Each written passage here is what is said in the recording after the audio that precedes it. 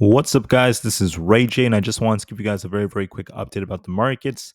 The market saw a very nice bounce, but now we're going to be watching to see how we end up reacting as a new range is forming on SPY in the QQQ. Just know that I am not a financial planner. So as SPY pushes to the 645s, okay, we tend to see tough resistance, and we need to get back above this level for us to remain more bullish.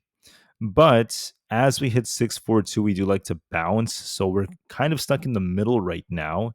If you look at this, we've been going back and forth between these levels for the last 2 days. Now, if we break and get some bullish news, we're looking for 646 plus for new all-time highs. But if we lose 642, then we could be returning to the lower end of this trend line, going back down to 640, then 638 as our targets. Then we'll see if we bounce off that. The overall trend is still bullish. SPY is making higher highs and higher lows, but will we bounce off 640 in case we do come down?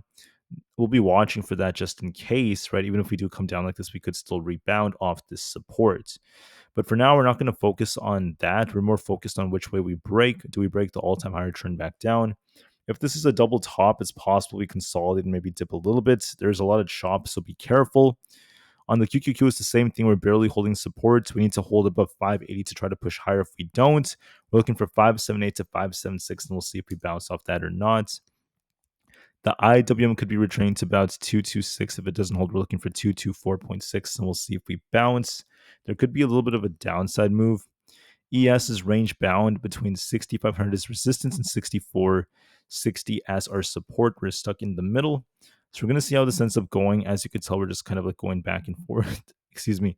We're just going back and forth right now. So we're going to see if this kind of like pushes a bit higher for like 6,490, comes back down and consolidates, and we're going to see which way this breaks. If we're above 6,500, it's bullish. If not, we could be turning back down towards this lower trend line, which is going to be acting as our support around 6,440. So we'll see how it goes. NQ is also range bound. We need to get back above 24,000 to be bullish, but if we lose 23,800, we're going to be turning back down. We're stuck in the middle. We're pretty much just range bound, so we'll see if this turns back down or not. But it's just range bound until we break one of those directions. Bitcoin could be dipping back down to about 117,200. We're going to see how it goes. Tesla got some bad news. Guggenheim has downgraded Tesla to a sell rating, saying it's going to be dipping to 175. The share price is coming down to fill this gap, and we're going to see if 330 holds. If not, we could be dipping to 326. We're just range bound on Nvda. We're stuck between 183 and 180. We're just kind of trading sideways. Apple's dipping, but we're going to see if we could get back above 229. If not, or basically watch 230. If not, we could be dipping towards 229 and eventually 225. So I think we test 230 and we'll see if we bounce. For Palantir, we're dipping a bit. We're going to see if 180 holds. If not, we could be dipping to 178. AMD could also be dipping back down towards 176 if we don't hold 180. So be careful. It's just consolidating.